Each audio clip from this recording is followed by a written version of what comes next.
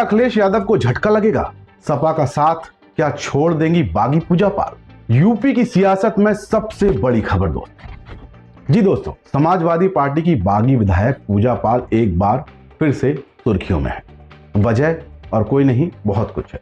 आप सवाल उठ रहा है कि क्या पूजा पाल ने सपा की साइकिल से उतरने का मन बना लिया है? क्योंकि बिहार में बीजेपी की बवंडर जीत के बाद अब सबकी निगाहें यूपी के रण पर है, टिकी हुई हैं। हर कोई अपनी शह और मात का खेल खेल रहा है, लेकिन समाजवादी पार्टी को झटके पर झटका ही लग रहा है। पहले आजम खान अंदर चले गए, फिर बुंदेलखंड के बाहुबली दीप नारायण सिंह यादव मुश्किल में पड़ गए, और अब पूजा पाल। कहीं से लग रहा था कॉम्प्रोमाइज हो जाएगा, बट ऐसा नहीं हुआ। बहुत बड़ा फैसला लेने जा रही हैं, क्योंकि विधायक पूजा पाल ने अपनी राजनीति स्थिति पर बोलते हुए साफ साफ बताया कि समाजवादी पार्टी से बाहर किए जाने के बाद वो लगातार भारतीय जनता पार्टी के आयोजनों में, यानी कि उनके किसी भी फंक्शन में हिस्सा ले रही हैं। दरअसल हाल ही में उप मुख्यमंत्री केशव प्रसाद मौर्य प्रयागराज पहुंचे थे। कौशाम्बी की चैल सीट से विधायक पूजा पाल भी उप मुख्यमंत्री से मिलने सर्किट हाउस चली गई। इसी दौरान मुलाकात हुई दोनों की, और उस समय पूजा पाल ने केशव प्रसाद मौर्य के पैर छूकर आशीर्वाद दिया। अब यह तस्वीर सोशल मीडिया पर वायरल हो रही है, जिसमें पूजा पाल ने उप मुख्यमंत्री केशव प्रसाद मौर्य के पैर छूकर आशीर्वाद दिया।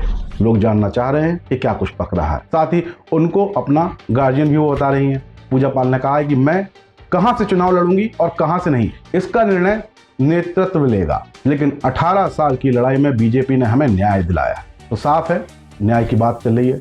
बता दें कि राज्यसभा चुनाव में क्रॉस वोटिंग करने वाली पूजा पाल ने भरे सत्र में सीएम योगी की तारीफ कर दी थी।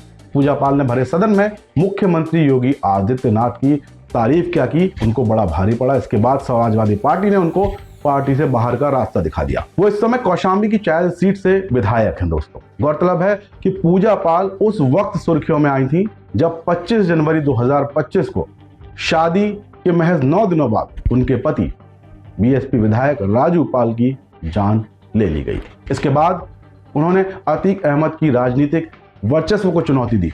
पहले अशरफ और फिर अतीक अहमद को विधानसभा चुनाव में पराजित किया, उनको हराया और हराकर राजनीति पर ग्रहण लगा दिया था। अतीक अहमद के नेटवर्क के खत्म होने के बाद उन्होंने राज्यसभा चुनाव में सपा के खिलाफ जाकर बीजेपी के पक्ष में वोटिंग की। इसके बाद वो लगातार योगी आदित्यनाथ और डिप्टी सीएम केशव प्रसाद मौर्य से मुलाकात कर रही हैं।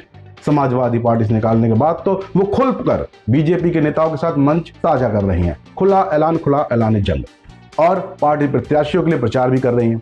तो कुल मिलाकर साफ है कि अखिलेश यादव को घेरने के लिए पूजा पाल का एक बड़ा कार्ड बीजेपी के लिए बन चुका है। साथ ही अखिलेश यादव लगातार अपनी पार्टी के कार्यकर्ताओं से मिलकर पार्टी को जमीन पर मजबूत करने की कोशिश कर रहे हैं। पर यहां पर बात बड़ी है, क्योंकि ये बात लगभग सभी जानते हैं कि जैसे बिहार में तेजस्वी के चेहरे पर महागठबंधन ने दांव लगाया था, यूपी में भी अगर सब कुछ ठीक रहा, मतलब महागठबंधन में ठीक रहा, तो अखिलेश की बैसाखी सबसे जरूरी होगी। और यहां बीजेपी और सपा में फाइट भी तगड़ी है।